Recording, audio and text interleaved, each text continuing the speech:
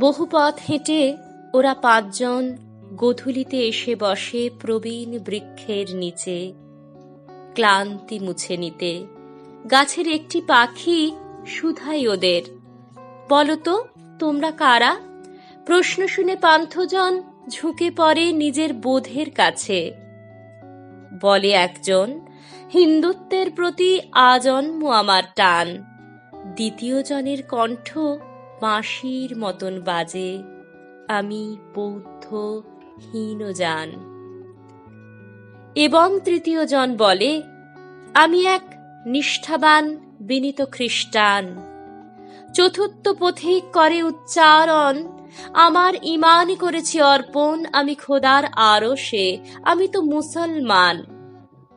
পঞ্চম পথিক খুব কৌতূহল বশে কুড়িয়ে পতঙ্গ এক বলে স্মিত স্বরে, আমি মানব সন্তান।